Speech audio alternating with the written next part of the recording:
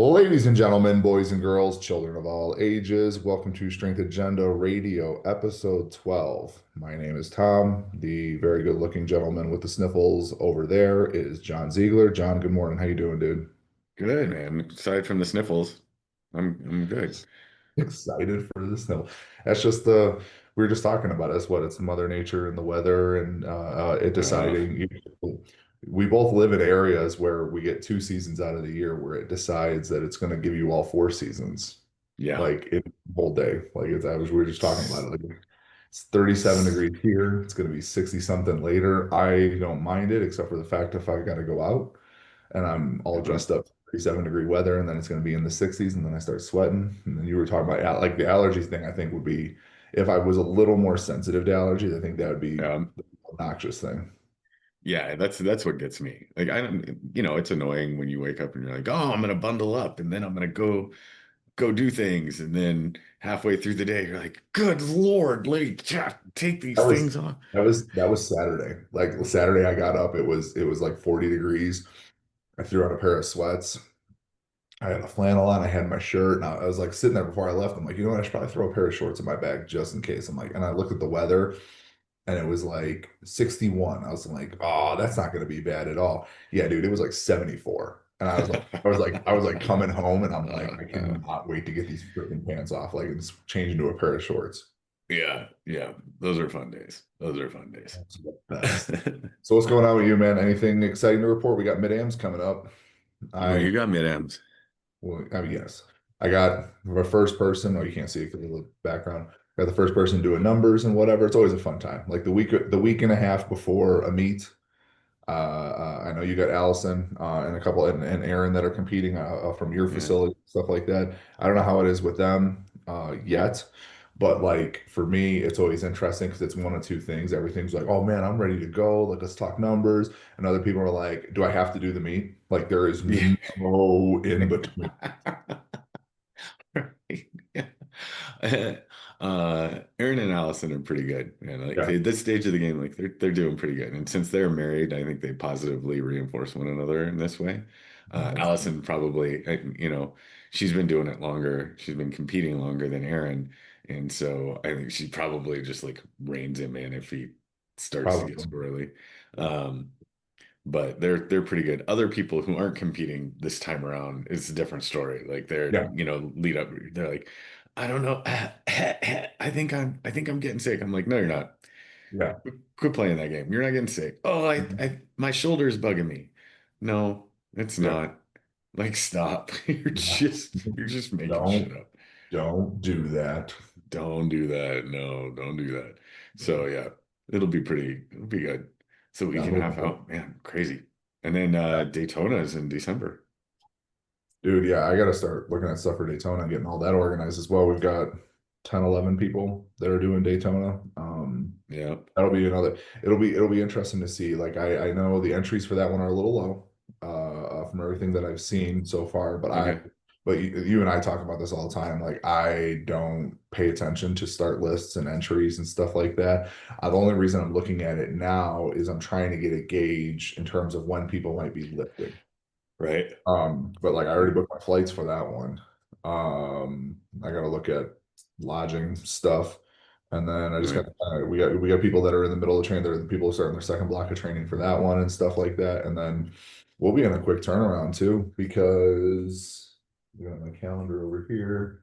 Yeah, like the first two nationals are the week of March 25th to 29th in Little Rock, and then 3 weeks later, April 9th through 12th are the two nationals. So people are going to get maybe, after Daytona, they're going to get about 6 to 7 weeks. Bless you.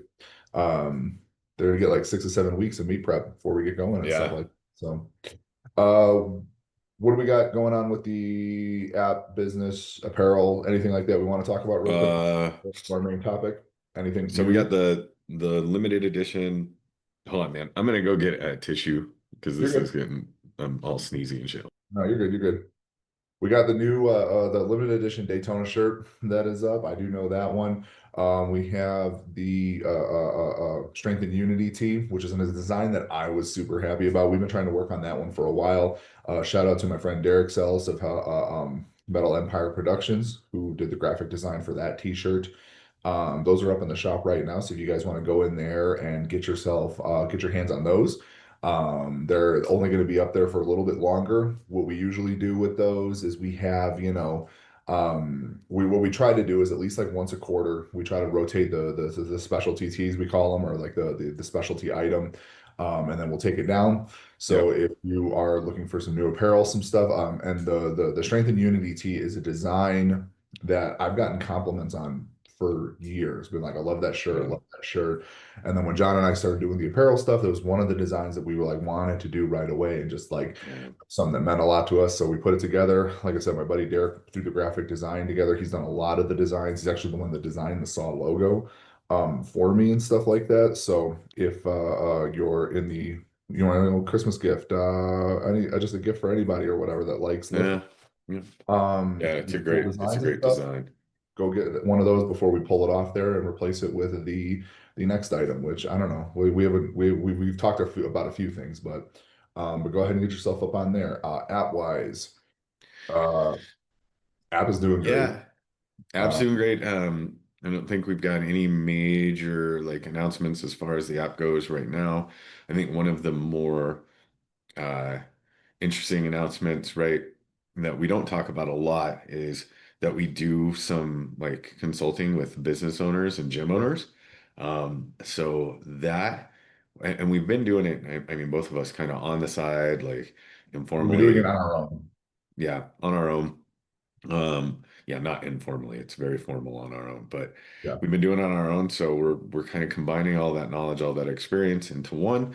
So Strength Agenda like consulting is going to launch pretty soon. We've got a really nice, I think, we've talked about it, like business owners and gym owners often go into like year one just excited to be open yep, with yep, no real plan in place, yeah, right? There's yep, no business plan, like no financial plan, no yeah, marketing plan, no understanding of how to do ads.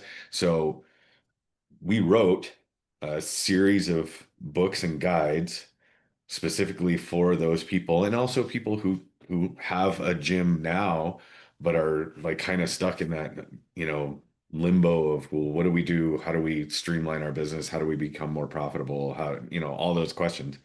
So the guides that we wrote are going to go into a bundle for the founders strength, and it's got all of that stuff in there. It's with the designer right now. They're wrapping it up. They're wrapping up the financial one, the fiscally fit like booklet right now. That one's looking really good. So that's going to launch soon. And it's uh it's a pretty significant value. We're going to launch it when we do launch it to a limited number of people for $500, which is a steal because we're going to roll it out. When it rolls out full price, it's going to be 1500. yeah, Um, so, and it will give you everything you need to really like get your business on a real solid foundation. And yeah, that's all based on that's not just, us pulling stuff out of the air. That's based on years and years of experience, like Tom yeah. with running his gyms and doing that. Myself as an affiliate owner, but also as I've been a vice president in large organizations. I've been chief marketing officer. I've been CEO. So this is drawn from a lot of that experience. Yeah, and on top of that, I think a good thing to add is we've also had our fair share of experiences with organizations and ticket items that don't work. Yeah, I 100%. I have no problem throwing Alex Hormozy under the bus in terms of his system that he uses and the fraudulent practices that they use in terms of like trying to gain business in terms of lead generation and stuff like that. I've gone through a couple of those now, whereas like ClickFunnel marketing and stuff like that. And like we use ClickFunnels, but the way we were Sure. able to use them to build the app up and to launch the app and the traffic to the website and stuff like that is practical. And I think that's the thing. that I'm excited about, because as the books have come out and the guides have come out, I've been reading through them and looking through them and stuff, just as a refresher for myself, because like I said, even though we've been doing this Yeah. for a while now on our own, you and I individually now doing it together, that kind of information is just it's always nice. Like my rule of thumb, I was told two pieces of advice when I started a business, and my first piece of advice that I was given was the minute you think you got it all figured out, you need to go find another job because you're not helping anybody, including yourself. And then the Yep. second one 100%. was like the minute you don't wake up in the morning and you're not pumped about like, hey, I got to get this done today, or I'm going to go do this today, or whatever it is. And like pumped is, subjective. It's different per person. Yeah. Yeah. When not that drive to get up and do it, you need to go do something else. And so, Yeah. like, those are two rules that I have very, closely followed, since I started doing this, and they remain true. And so, just like it was kind of cool to kind of rehash some of these things because there are some things that I forgot about there and things that I've actually applied to the social media aspect Yeah. because I run most of the social media, Yep. just kind of, placement in terms of like when do certain posts and stuff like that. I've tried different times out and stuff, but like so the resources in there, anybody, no matter where you're at in your business, is going to be a great resource for you to have. And then we got some other things that we're going to start adding on from there, once Yeah. they're launched and stuff like that. We're really excited to share that stuff with you guys. So Yeah, and I think you said something really quick, and I'm just gonna touch on it really fast, and then we should move on to the next topic. But a lot of our experience, we're both very honest about it, and both of us have failed a lot, yes, yes, right? And I think that you have to fail a lot yeah. to understand how to do it right. And we will both openly admit, like, we have made more than our fair share of mistakes.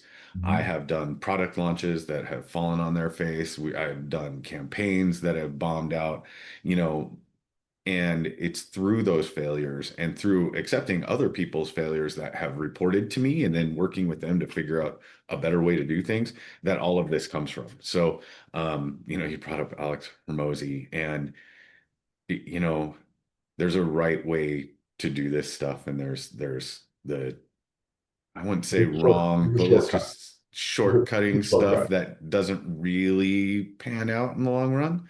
So if anybody's I handing like you, I know that guy's made people a ton of money, but the sure, yeah, sustainability of yes, the system 100%. is Yeah. what I always had issues with. And I was fortunate enough to have learned what sustainability actually looked like. And when I did my initial call with them, I was able to ask the questions that needed to be asked, and like they were not a fan of it at all. Yeah, and that's the key, right? Is everything that we're kind of building for people in the consulting side with these materials, they're not quick fixes.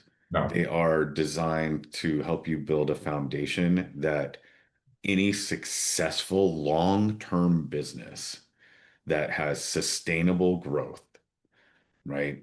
It's Hmm. not, hey, here's an 8-week challenge. You're not going to find that in here. Like, that's not what we're doing. What we're No. doing is here's how to write a business plan for for the year. Here's how to track and build out your sales and revenue plan and how to understand what your health from a financial standpoint looks like, how to invest appropriately into ads, how to do product launches appropriately, how to build something that's going to be good for years and not just for the 8 weeks that you're feeling cash strapped. So yeah, anyway, all right, what do we got next? So we just had talking about current events and stuff like that. Just had Strongman Nationals, or I'm sorry, not Strongman Nationals, America's Strongest Man. It was Olympia weekend this past weekend in Vegas. Oh yeah, America's Strongest Man, and they had a max overhead press event. And it's any style, get as much weight as you want over the overhead or whatever. And there were a lot of guys do it. Like I'm pumped about it. Like yeah, because I remember the first time. So a little bit of story here, but like the first time I competed in a strongman contest was back in like 2009 or something like that. But then it was about 10 years later, 8 years later, something like that. It was like 2017. I think I did another competition where there was a press medley and the weights were, I hadn't been training log or anything along those lines. And if you ever tried to lift a log, like it's an awkward event. yeah, And just, I got the notion, I'm like, I'm going to try split jerking this thing. and I was able to get it up no problem. Ended up doing very well in that press event and stuff like that. And I remember a bunch of the strongmen watching me warm up. They're like, "Oh, you're doing that cross," or he goes, "You're doing that CrossFit Oli thing." And I turned around and I was like, no, I'm doing that weightlifting thing. I was like, and if you don't want to be called a CrossFitter, I'd stop using the word Oli. That's a whole other story, and we, how I feel about that kind of stuff. But it kind of started this. I wouldn't say I started it because I know there were other dudes doing it at the time, but like right around that time, strongmen started learning how to do the split jerk. And so, fast forward to um, America's Strongest Man this past weekend, Lucas Hatton, who is one of the top up and coming guys. I'm drawing. I feel terrible because I'm drawing a blank on his final lift, but I am pretty sure it was him, Nick Gardione, and his Instagram handle is Strongman Zach. I can't remember what his actual. I'm drawing a blank on his last name. But those guys each put up over 540 pounds with a behind the neck. Oof.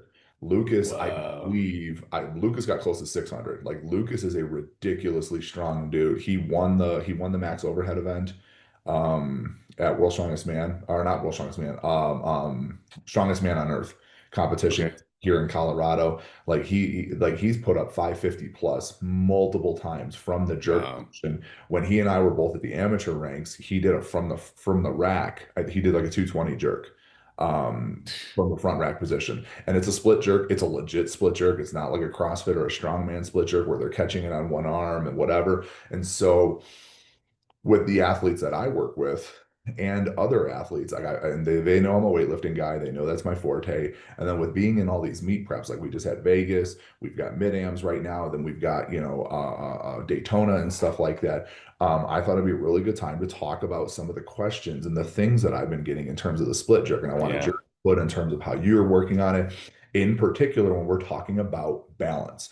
I did a social media post earlier in the week, and one of the things that I'm always trying to do is give people a visual so that they can, understand what I'm trying to get them to do in terms of staying balanced in the jerk. Now, one of the big caveats is that back leg. And I keep getting asked a lot, like, do you want bend in that back knee? Do you not want bend in that back knee? And my answer, as it is with most things, is it depends. But the biggest thing with the back knee is I always tell people, like, in terms of definite, it's like I want some bend in the back. Yeah. You don't Yeah. want that completely straight legs. It's going to push all that weight forward. And so when I'm talking about people, they're like, well, how much bend? And I'm like, well, it's going to depend. And they're like, well, what does it Mhm. depend on? I'm like, it depends on your limb lengths.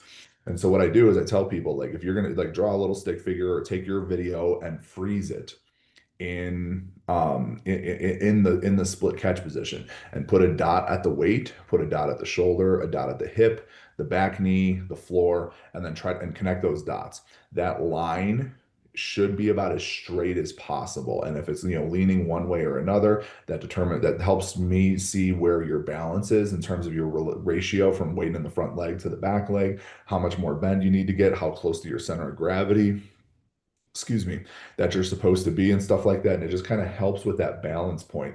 And so I just want to take a time to kind of talk about that and just in terms of the importance of that balance, that stability in the jerk, because I feel like it's crucial whether you're competing in strongman, whether you're competing in CrossFit or weightlifting, whatever it is. Like you want to put big weights over your head, you're going to need to have strong legs because contrary to popular belief, this is one of the things that does annoy me about strongman.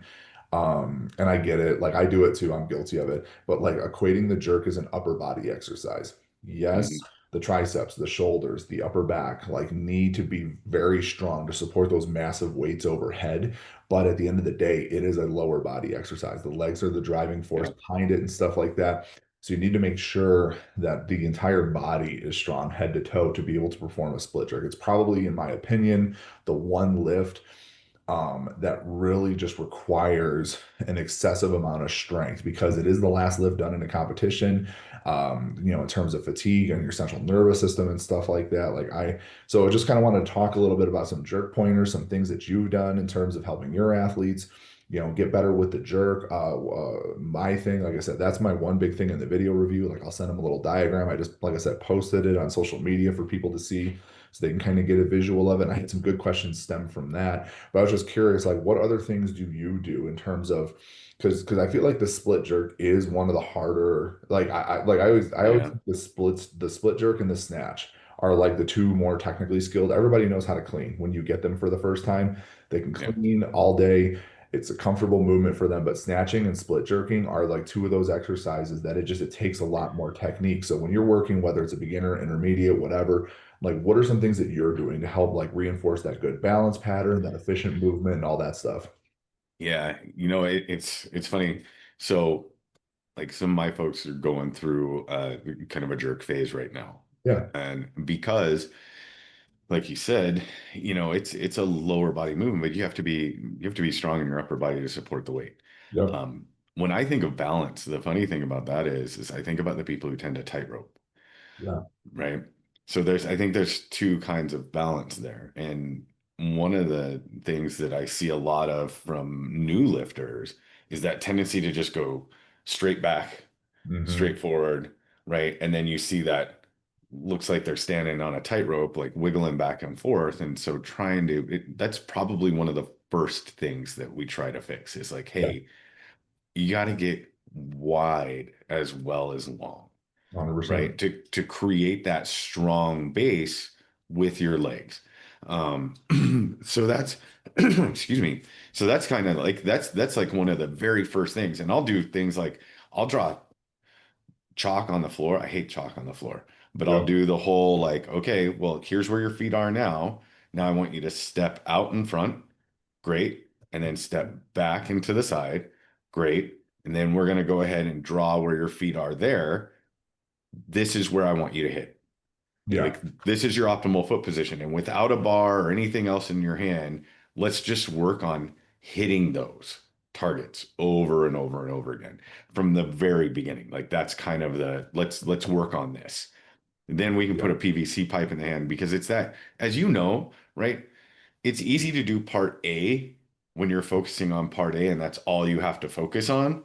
Right. Right. Right. The Right. second you add that barbell or even a PVC pipe to somebody's front rack, and you're like, all right, now we're going to do it all together. All of a sudden, they look like, somebody who is having a seizure for the first time. You're like, what is happening with your body right now there? You're like, I don't understand how that even took place or what's going on. Um, so there's that piece. Yeah. Same as you, that back leg is always a big focus. If I Yep. see somebody whose knee is starting to drift out over their front foot and I look to the back leg every single time, they're straight legging that back leg and pushing off that back toe and pushing forward over that front. I'm just, you were just reminding me as you were talking about the tight roping thing, because that's a big thing that too, especially with newer athletes. I have a Yeah. post that I research, I recycle every, about 6 to 7 months about putting a piece of like stall mat, cut a strip of stall mat Yeah. about like 2 3 inches. Tom Kraus gave me the thing, I and love cross. yeah, and you start with your feet on the sides of it, and then you go into your jerk, and you can't step on it or whatever. And I was just making a note to like, oh, that's my Tip Tuesday post. Like I forgot that one. Like, we're doing that. So what exercise? Like, so one of the things that like I'm always that I like a lot is just creating exercises that reinforce those things. One of the other things that I like to that especially once you get past, like, yes, I would agree with you. The two things is bending that back knee and then the tight roping, especially with beginner athletes. Like those are the two big points of emphasis. But then when we get to like the intermediate level, I think pushing down into like a lot Mm. of people want to press up onto that to Yes. the jerk versus pushing down into the split. And so a drill Yeah. that I know Rachel absolutely loves that I use in especially in meat prep is well, I have two of them that I use. One is closer to meat prep. One is towards the beginning of it, and it's banded kettlebell presses from the Hmm. position. So essentially, to give you guys a visual of this, you have a barbell. You take kettlebells, light kettlebells. They can be the 17-pound ones or whatever it is. You can also use change plates like 5 10 kilo or Yep. 5 or 2.5 kilo plates. You put them around. You put the band through the center of them, hook it up to the barbell. Then you take the barbell out and the bands are moving around and the kettlebells are swinging and stuff like that. You get into your split position, and the thought process. is as you are pressing up, you are then pushing yourself down into that split.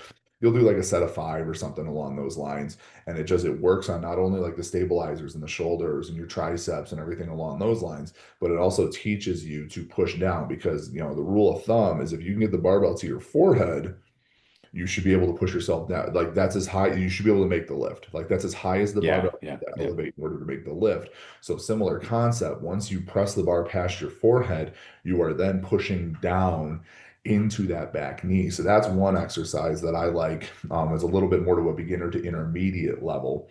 In terms of teaching that balance and that pushing down into the split, so to speak. yeah. But then when you have like that more intermediate to advanced, and I took it out of meat prep currently just because a lot of people don't have a way to do it is jerk recoveries. Because I know you and I have had Yeah, conversations yeah, about jerk recoveries. And for those, again, who don't know what a jerk recovery is, the best way to describe it is you need a squat rack or like safety arms to an anchored rack. And the barbell starts at about forehead. So it's overloaded. Like I usually start around like 90% and then we'll go, 100+% depending on the athlete. I'll do triples, doubles, whatever. But so like the athlete starts, in that tall position. So the bars at their forehead, they're up on their toes, and then they drop into the split and then they stand up. So they're literally only doing the range of motion is from the bottom of the split to the recovery. And the whole purpose behind it is similar to like how when we're in the middle of a meet and we have an athlete do a pull when they're waiting to go for their attempts. It's yeah, a post potentiation activation type model in terms of we are overloading that catch position of the jerk and we're teaching them, we're essentially giving them a feel for what those heavier weights are going to be like so that when they do, hit that lift on the platform, it's not the first time that they've touched it. And so like I have some athletes that'll go as heavy as like 110, 120% on that yeah, exercise. I have other athletes that'll get 100% and like that is it. But those are two really good exercises that I like for teaching. And like I said, I consider those more intermediate level once they've got the tight roping down and once they've got their balance, between the 2 feet and everything like that. Are there any other drills that you were thinking of that you like in terms of teaching that pushing down in the back knee and stuff like that, or that can build off of what you do with your yeah. As a matter of fact, one of the things we've been doing in this cycle with the folks that I'm coaching right now is tall jerks, yeah, tall jerks right? are great. Yeah, I Tall love jerks that. are fantastic. So anybody that's not sure what a tall jerk is essentially similar to what Tom was just saying. You're starting with the bar here at your eyes, but you're already almost in the split. Yeah, So all you are is, your front legs in close, your back legs back just a little bit. You've got that width, and then it's that drop. So that reach with the front leg, yeah, right? Dropping and extending the arms, which is really nice for people who I think tend to tightrope, mhm, um, because you can widen their feet base a little bit and get them to yeah, start to feel and understand this is the difference. Like this is some people need to feel it the right way, right? 100%. And there is a significant difference. Yeah, Also, what it helps in is to your point, you're dropping underneath the bar. yeah, Like you're just popping underneath the bar and extending those arms. And you mentioned earlier there's a lot of people who think like the jerk is an upper body like pressing thing. But I think it's really dependent on kind of how you coach it. And the way I try to explain it to people is, look, your strict press is pure upper body, yeah, 100%. right? Pure upper body. Your push press, you can lift more because you get a little bit of leg. Your power jerk, you can get more because you get the little drive out of your leg, but also you're dropping, so you're not pressing as much. Yeah, Instead, you're catching.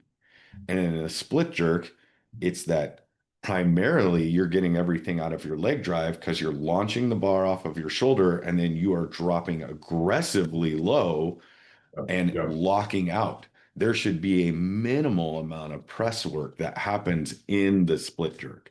yeah, Like you should be getting low. And that's why we're able to do more in that than we can with just a straight strict press.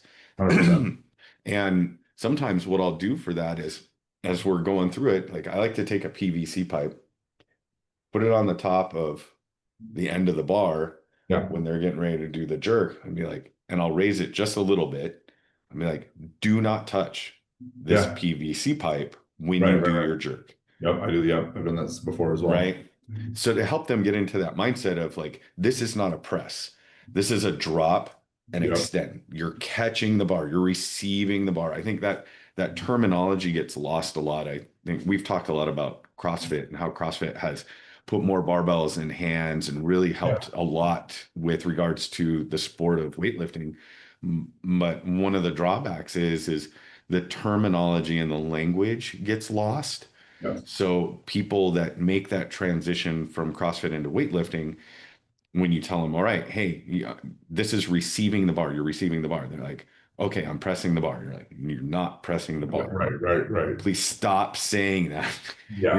You're not pressing the bar. You're receiving it. Your goal is to get it moving upward so that it becomes weightless Yep. and then dropping aggressively under the bar and extending your arms to receive it.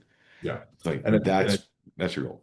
it's always funny though when you talk about that because you're gonna get some behemoth that is Oh going yeah. to be able to like break the rules. Um, Yes, I, always. I was one of them. Like I just like I remember Glenn getting so annoyed with me doing jerks because we used to do like Glenn was really heavy on push presses and Yeah.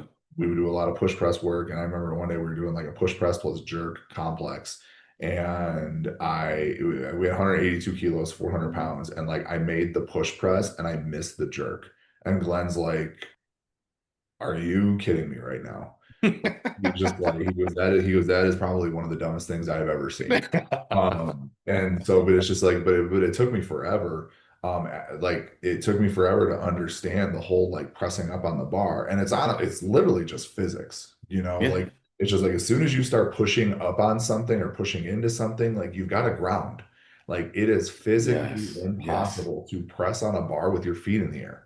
So Hmm. when people are like, "Oh, I don't understand why I'm short stepping my front foot," I'm like, "You're pressing with your arms." But I'm not trying to. I'm like, I didn't say you were trying to. It's just what's happening. It's just what you're You're doing. like making sure those hands stay nice and loose, making sure your elbows are in a good position and stuff. And I think that's one of the things that I'm starting to notice and why I think the split jerk is getting utilized so much with strongmen is because for an implement like a log or an axle, like it's a thicker apparatus, and Yeah. so you don't really have your like a log, your hands are like so, right? Yeah. Yeah. So in order to prevent the thing from sliding down your chest, you really have to emphasize pushing those elbows out in order to keep the upper back engaged, keep everything nice and tall.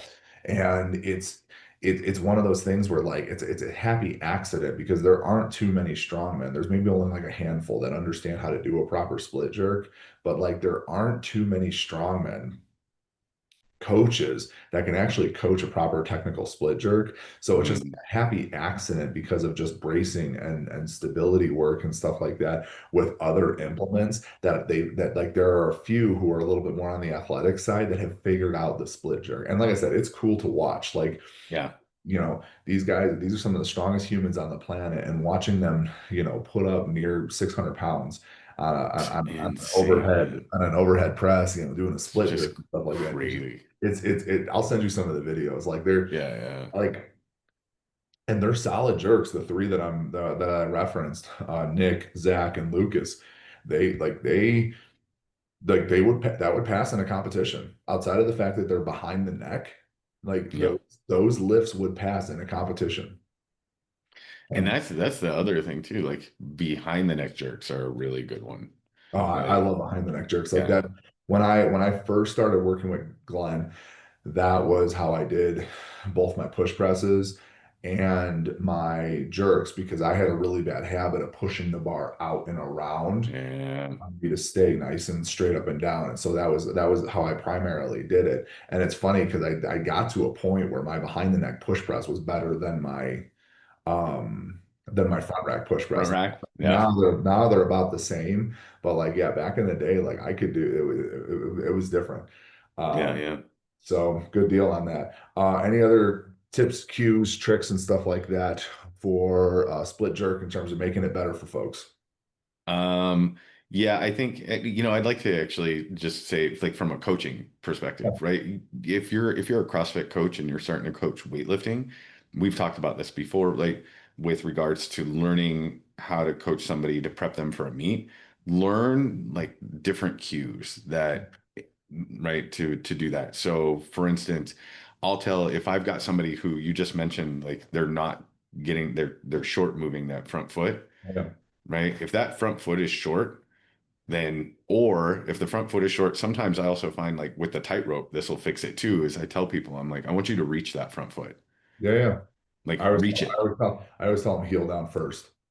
Yeah. Heel down first is a good one too, 100%, because you see lots of people, especially again, and I don't want people to think we're picking on CrossFit. Um, it's just there's the But Olympic lifts. I tell people when they come into weightlifting, I'm like, look, guys, these are the Olympic lifts. They're mhm, called the Olympic lifts because they're done in the Olympics. mhm. They're very technical, they're very fast, they're very quick. And the people that go to the Olympics, like if you look at like China, Yeah. those kids start at like 6. Oh yeah. Well, we're not picking on CrossFitters. Like you Right. just made the point. Like I would say probably about 95% of the new athletes that we get into the sport come are either kids that are coming Yep. from a sports performance background or they're CrossFitters that Hmm. like the barbell a lot more than they thought they did. Like it's not a knock. Yeah. It's Yeah. just the majority of our talent pool that we are getting are kids from a sports performance background or CrossFitters who decided that they don't want to run as much and want to lift a barbell more. Like Yep. it's not a knock, but yeah. Yeah, no, I agree with that 100% though, in terms of just like making sure you understand not only like different cues, but you understand the rules of the lifts. We talked about it a Mhm. little bit last week in terms of like the press out and stuff like that. Just making sure that you understand how it's going to be called in a competition. You want to really destroy somebody's ego early on. Have them do dumbbell split jerks. Hmm. That was something I got from Ray Williams, CJ Cummings coach. Yeah. The video, I'll have to see if I can find the video and send it to you, but he's got a video of CJ doing it with like 100-pound dumbbells. And I remember shortly after when I had the gym, we had just got a pair of 110-pound dumbbells. And people were like trying to like do it with the 110 to try to 100. And CJ was doing like a set of five. Um, Right. but you really want to identify balance issues, symmetry Hmm. issues, where your feet are, all that stuff.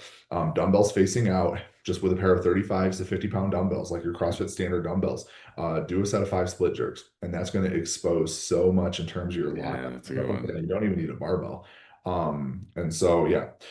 All right. Well, so that kind of that wrapped up that, like I said, I was just getting a lot of questions about it, especially like I said, people are seeing like these 500 plus pound lifts and they're like, well, how come they Yeah, yeah, no? And it's just like, well, like they're taking the time to learn the exercise and do it the right way. And like I said, they were good, clean, like three white light lifts.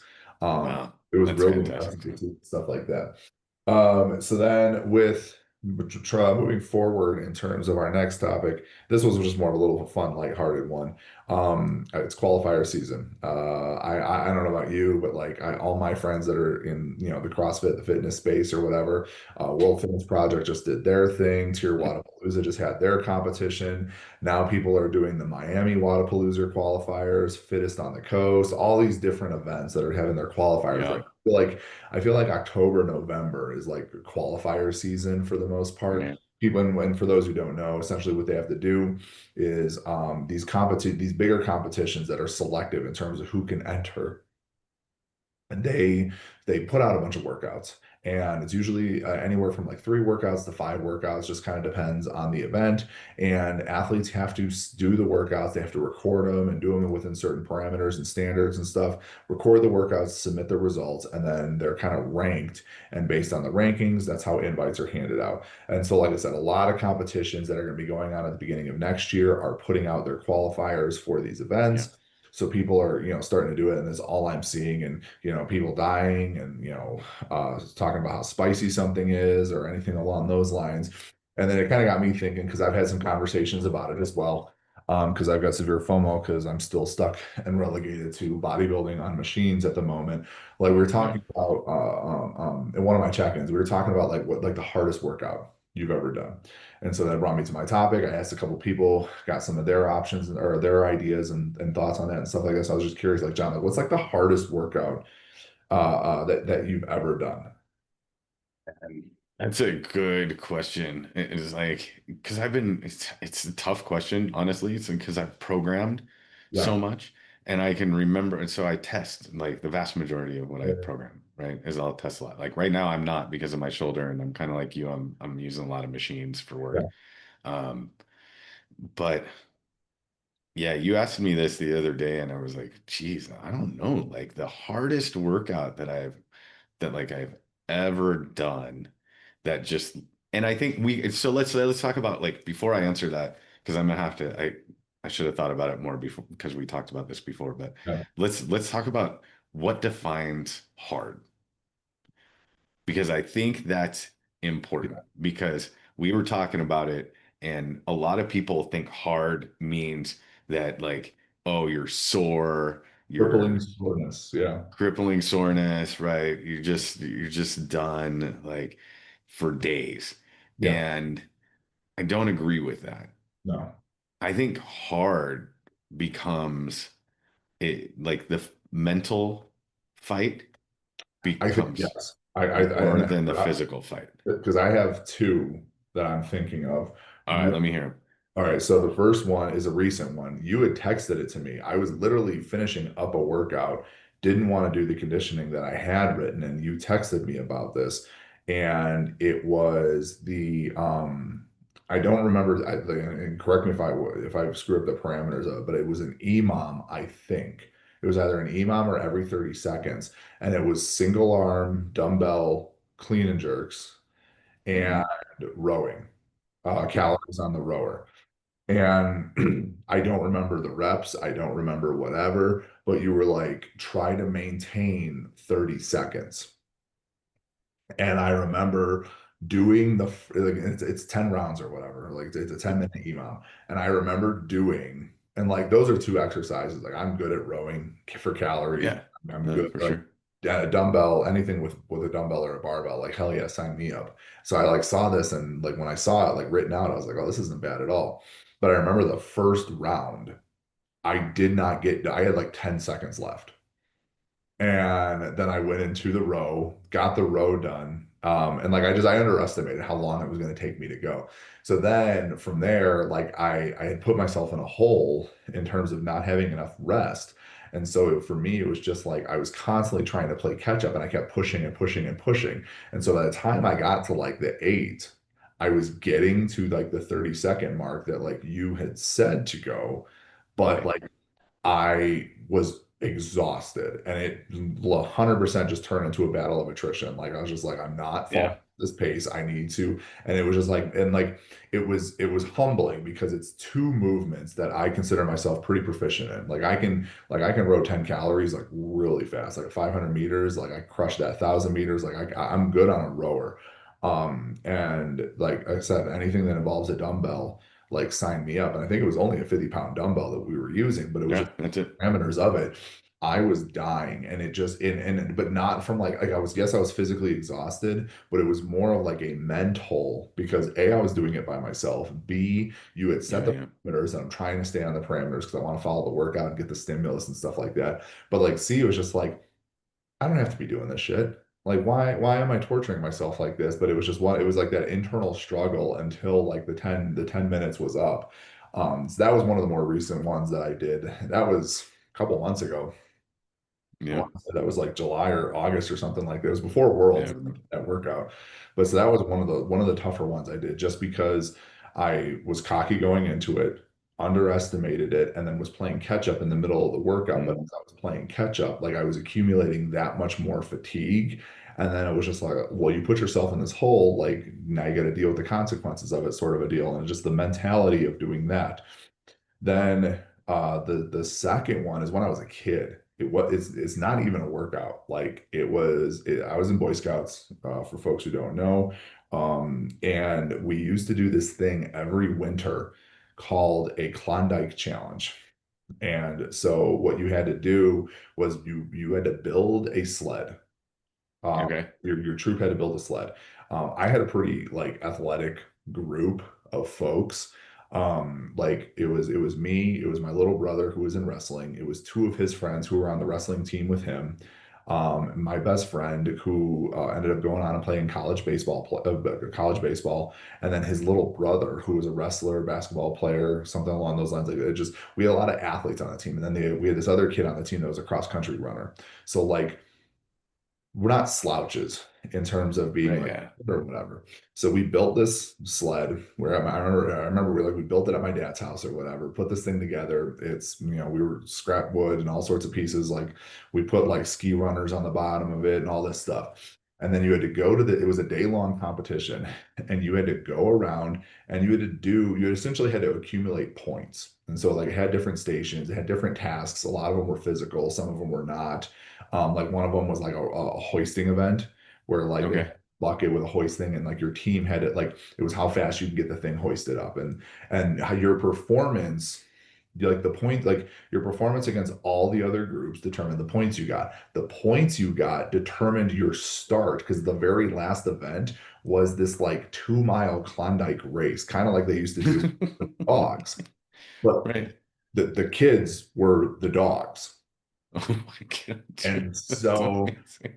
And so, but like your points determined your starting spot in the race.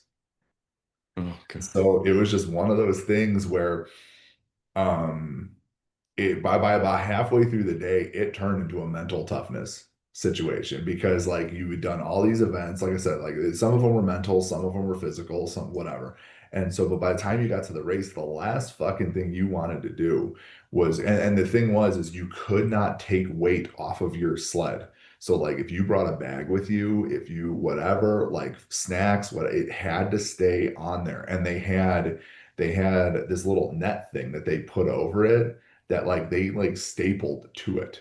So like you could, so that's pretty much to prevent people from taking stuff off. So they were Right. checking it at every point to make sure you weren't taking things off and stuff like that. Like it was just one of those situations where it was just a rough thing. And I remember, so we did the race.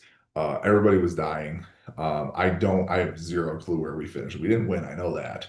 But like we finished it. It was one of the, like I said, it was one of the more like grueling things I did. And I just remember it very clearly because like later that night, my parents had somewhere to go, dinner with friends or whatever, and they left us home.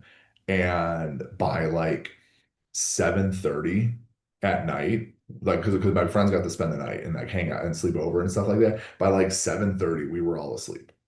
Like we were Yeah. just like utterly my parents left at like 6. I'm like, we're gonna be up till like 2 in the morning watching Right. Yeah. TV, playing video games. No, man, 7:30, 8 Passed o'clock, out. we were Done. all passed out in the living room. Like my dad and my mom Yeah. came home from wherever they were, and they're just like, all right, we're just gonna leave them there.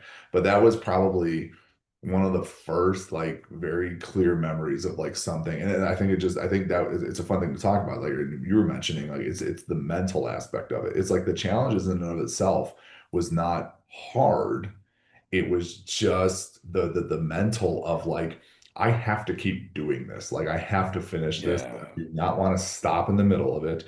This isn't physically hard. It is, but it's not that hard that I can't finish it. It's like whether I want to finish this thing or not. And so for me, like that's what I think about with like a hard workout and stuff like that. It's not how sore I am after. It's just getting you to do something that you didn't think or you didn't want to do, and you ended up getting it done anyways. Yeah. So most recent memory and watched the CrossFit Games, and Yeah. I draw inspiration for workouts from all kinds of places, and I'll Yeah. put things together and be like, oh, I'm gonna test this out and see what it's like, and then build off of that and put it into a class. So at the games they did like running Isabel, and Oh yeah, yeah.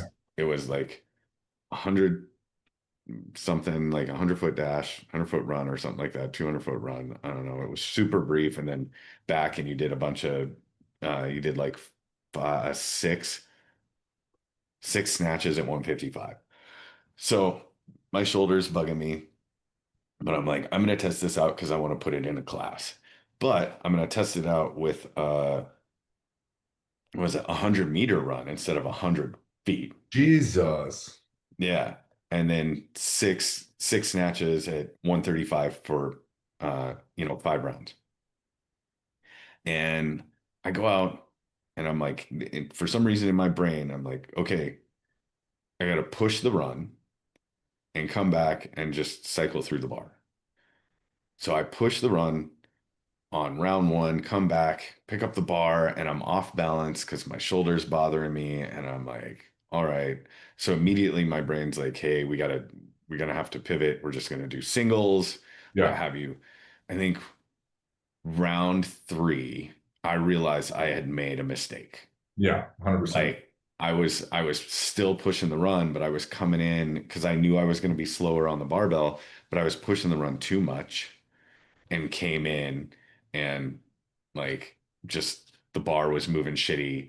I'm feeling shitty. Like my brain's like, this sucks. This is terrible. Let's just Yeah. stop this now. This is Yeah. a dumb idea. Why did we do this? And I finished it, and I finished it way slower because my first round, like, had I held the same pace from my first round. Like I finished my first round in like a minute 15.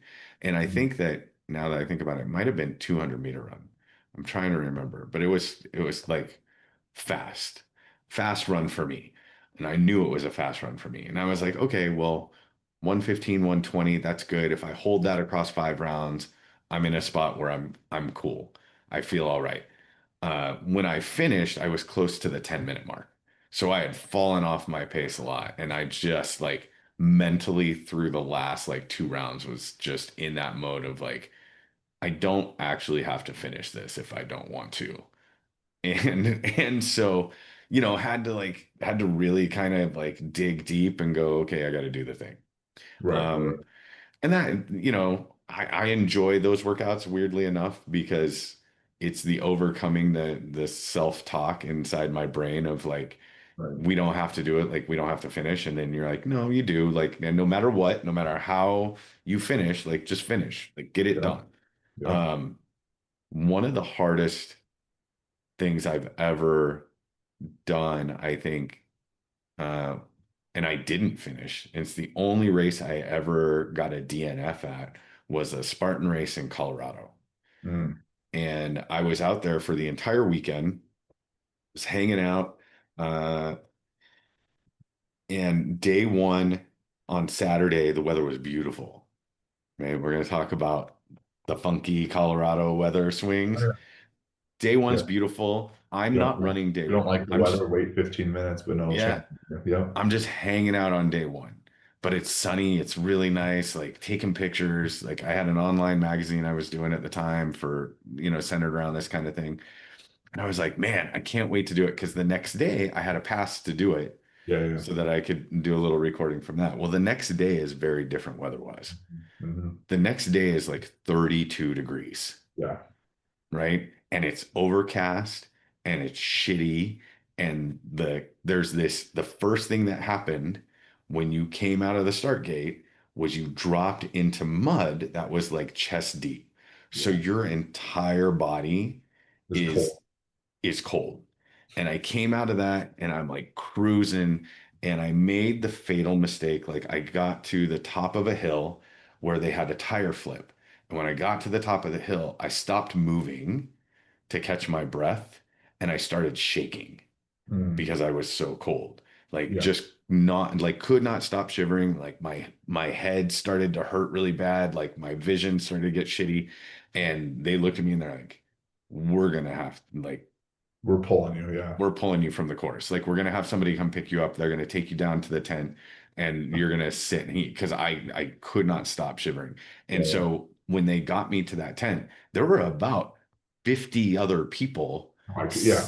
sitting in this tent who all had the same thing. And it's the only event I ever got a DNF at. And there was it just like there was I made the mistake. I just stopped moving and it was like my body went into, Yeah.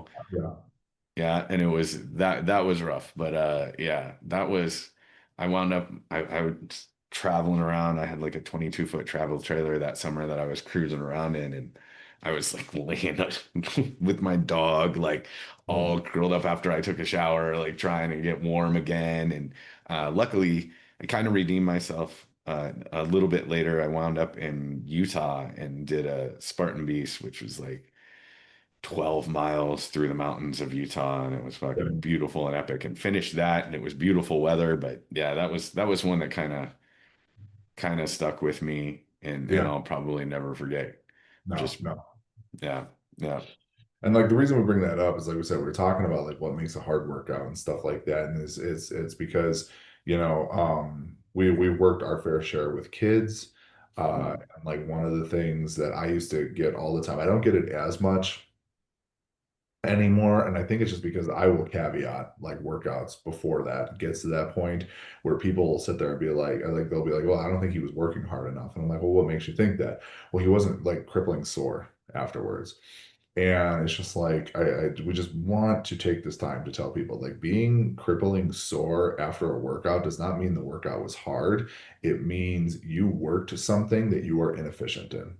yeah. Whether it's a muscle group or like a bunch of muscles or just like your body in general and things like that. Like, like the whole like couch to 5K thing, like if you go from doing absolutely nothing and then decide like you're gonna go run a 5K and then like your shins are absolutely wrecked. Well, yeah, it's because you're not built up to that tolerance, Yeah. which is why the Couch to 5K program, exists. Same thing with like CrossFit, I would not recommend somebody doing a hero WOD as like one of like your first ever CrossFit WODs. Like do your onboard, No. you do your ramping program and all that stuff, get yourself ready, just like with a squatting. Mm. You've never done a back squat before, let's not load 405 on there and see how many times you can do it. Like it's just one of those situations where, and it's one Hold of on. it's one of the I, things that like what I just want to see somebody load 405 for their first time doing back squat. I mean, listen, like being around high school weight rooms, you see some shit. Oh Uh, yeah. it's a funny story, random, completely out of blue story here. Still to this day, one of the funniest things ever is like one of my last teaching jobs as a high school strength and conditioning coach. And it was during the winter time, and I had a very strict rule about footing. Well, like attire, shoes that you could wear in the gym. Didn't want Crocs, sandals, slippers. You had to have gym shoes, had to have whatever.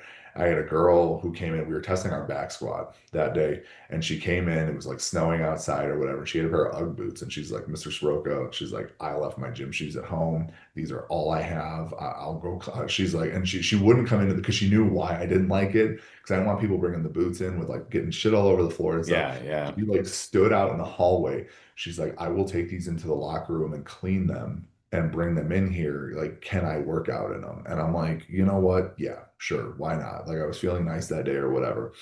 And watching this girl back squat, and like, I was very strict about depth.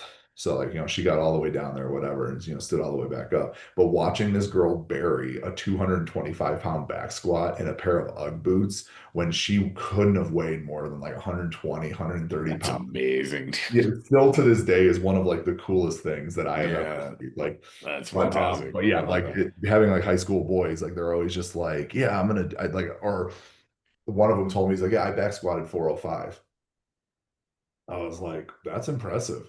I was like, and then I was like, you have video of it? And he's like, no, why would I have video? I'm like, because I want to see how low you got. And of course, when he was squatting in there, it was like the barely like half down and stuff like that. Right, But yeah, you of see all course. sorts of weird stuff with high school boys. We're an interesting breed. But yeah, Uh, I think the other thing to point out too about like muscle soreness yeah, is it can also be dependent on how hydrated you are, that too. Yeah, right? 100%. Like that's got a big piece that a lot of Yeah, people don't realize is that you may be sore because you weren't hydrated enough to yep. be able to really tackle that workout, and like you're sore because of that fact. So there's a number of things that can impact that. And so just soreness in general does Yeah. not does not equate to a hard workout. And And I always tell people too, like, you don't want to be sore because if that impedes your next workout, then like, what was the point? Like, the whole purpose of training and working out and, working towards goals and stuff like that is you want to be able to stack the workouts day after day after day so that you're able to continually to incrementally progress. And that's one of the things that like, I get a lot of feedback in terms of like how I program and stuff and what like our everyday training programs is people say like the workouts are hard, but they're manageable. And like yeah, I can see like the process in terms of being able to come back and hit the next one and stuff along those lines.